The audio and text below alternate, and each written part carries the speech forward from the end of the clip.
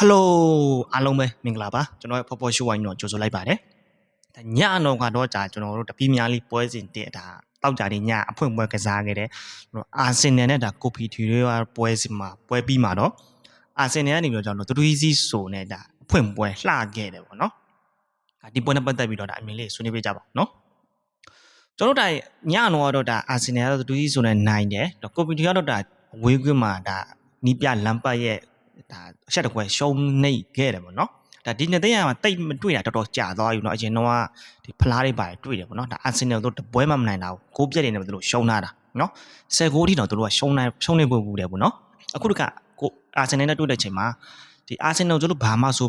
မလုံနိုင်ခဲ့တော့ကျွန်တော်ပေါ်ကြ30ချက်မှာပြောသလိုเนาะဒါအဆင့်တန်းရကစားသမားဒီ player ရအခုမှပြင်းများလေးကိုတက်လာတဲ့အသင်းရဘလို့မှရှင်းနေစွမ်းမရှိဆိုတာဒါညတော့တတ်တယ်ပဲเนาะ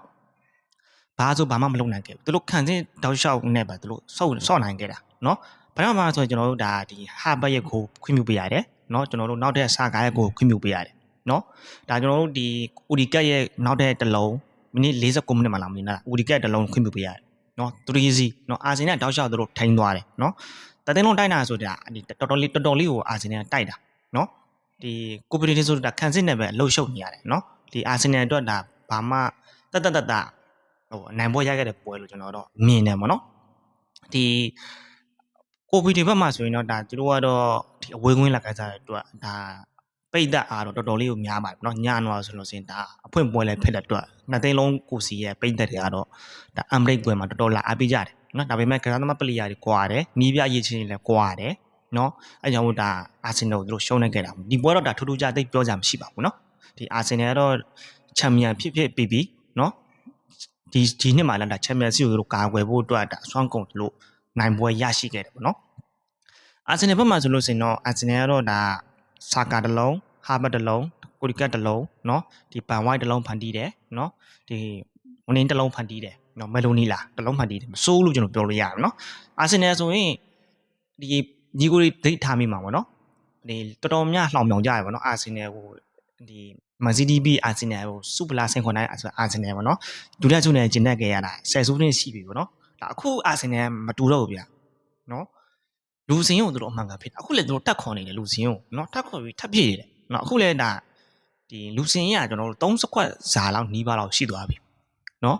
ဒီပြင်းများလေးမှာဆိုရင်ကြီးစိုးမဲ့အတင်းဆိုတော့အာဆင်နယ်တင်းလာမှာလက်ချိုးရည်လို့ရတယ်နော်တခြားပြန်မဲ့တင်းတွေကျွန်တော်နှင်းဖြစ်တာမဟုတ်တော့ကိုလေးလေပါဘူးတင်းမှာပဲလေပါပိတ်သက်ပါပဲဒါပေမဲ့ကိုလေးရဲ့တခြားတင်းနဲ့ပိတ်သက်တွေနဲ့ကြည့်မယ်ဆိုလို့ရှိရင်အာဆင်နယ်ကိုမိဖို့ဆိုတာမလွယ်ဘူးဗျနော်အာဆင်နယ်အခုတိဆောက်လာတဲ့စခွက်နဲ့အခုရဲ့နီးပြအတဲကြလာတဲ့ဟာနဲ့ရှင်နိုင်ဖို့ဆိုတာမလွယ်ဘူးနော်ဆက်ခွန်နိုင်တဲ့အတင်းဆိုတာခက်ချာရှားပဲကျွန်တော်တော့မြင်တယ်နော်ဒီကျွန်တော်တို့ဒီကွင်းလက်ကဒါကျွန်တော်ဂျိုဘီမန်ဒီတို့နော်ဒီကိုတိုင်းတို့နော်ဒီတကယ်ကို share ကောင်းတာနော်ကျွန်တော်အစ်စ်ခေါ်တာမာကိုဒါလာအကောင့်အဲ့လေးဆိုတာဒဏ်ရာရသွားတယ်ဗောနော်ဒါနားမှာကျွန်တော်2လလောက်နားမှာကြားတယ်နော်ညပွဲမှာ